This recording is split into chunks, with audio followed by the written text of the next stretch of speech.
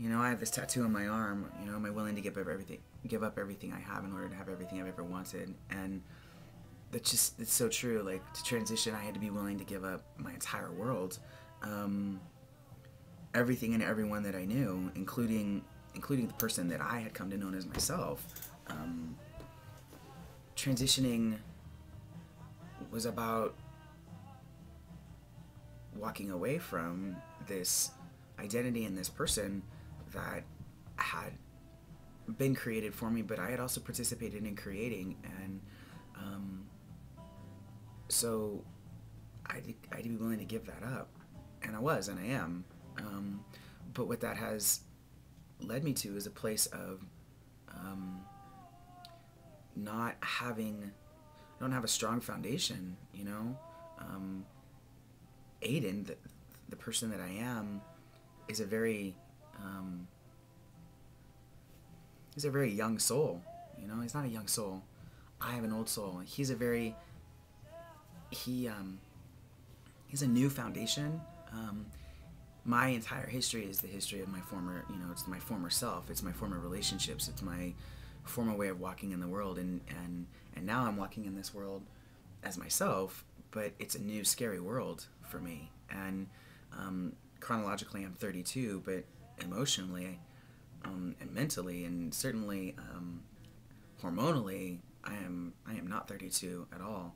Um, and it's kind of difficult to navigate the world when you're expected to behave as your chronological age, but I the 32-year-old part of me isn't, you know, it hasn't been outwardly acknowledged. I haven't even acknowledged myself um, in a way that has allowed that man to develop. The person who developed was a female and was socialized as a female and interacted with as a female, and it's different. And I don't know that I'm doing a very good job explaining that, but it's different. Um, so I have found myself where, you know, I've done this. I'm transitioning, and it's this very intentional thing. You know, like live with intention, because I can't go back. I can't go back to a life of not living with intention and not making intentional decisions and accepting the consequences of those decisions. But with that, I don't know where I want to go. I don't know what I want to do. I don't even know who I am. And it's really hard and it's really scary. And people in my world, some people in my world, I think expect me to have it all figured out. And I don't have it all figured out. And I don't know how to figure it out. um, um, so, I don't know. I was,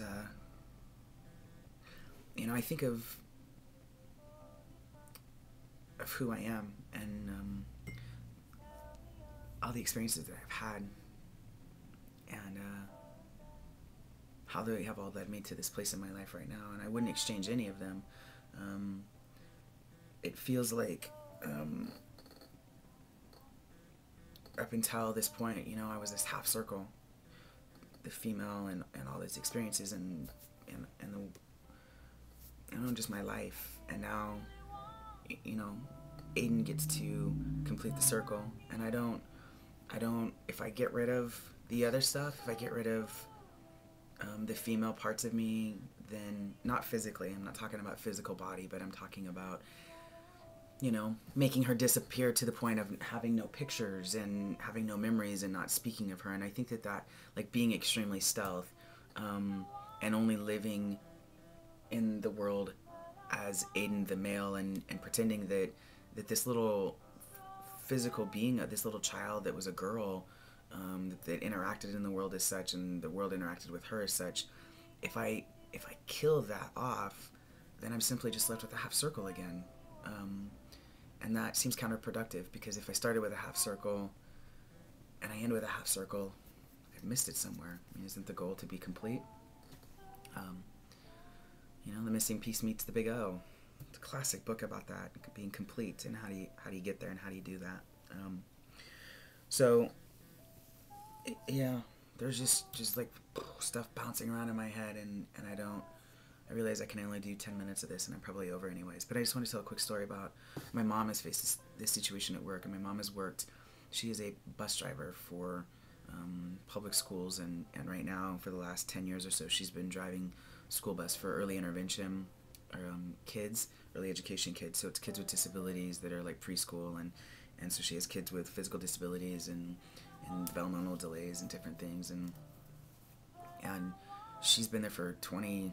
Let's see, if I'm 32, she went back to work like 28, 26 years or something like that. She's been driving bus for kids, and when I was in high school, sometimes she would drive bus on my sports trips, which was odd and a bit of a collide of worlds, really.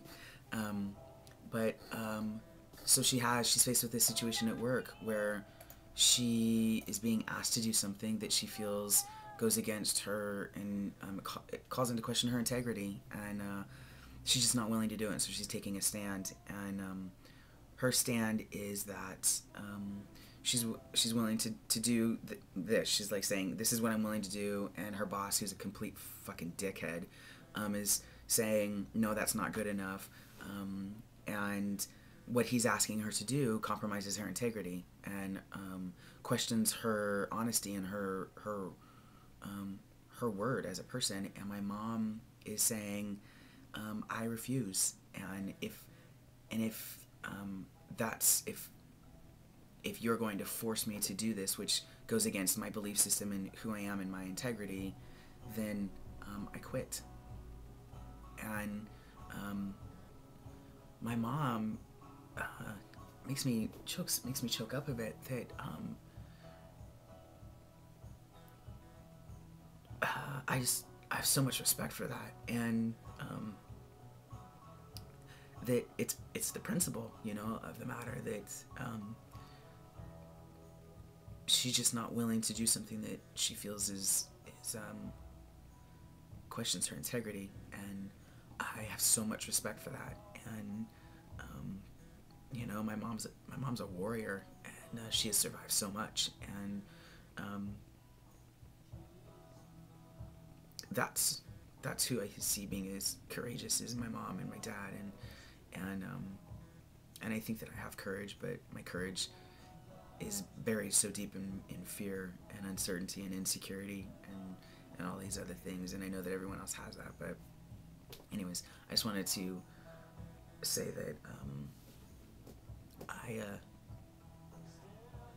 I think that my mom's willingness to stand up for what she thinks is right, to the point of compromising her job and income, and like in a time right now where the economy is as fucked as it is, she's not willing to compromise that. And I think back at all of the decisions that I've made in my life, those unintentional sort of things where I'm making a decision as a reaction, and how I've always survived all of it. And I draw strength from that. I draw strength from my mom. So I apologize for this being all over the place. This really truly is a vlog for me to kind of document this place and get this out a bit, because if I don't get this out, it causes chaos in my mind. So, okay.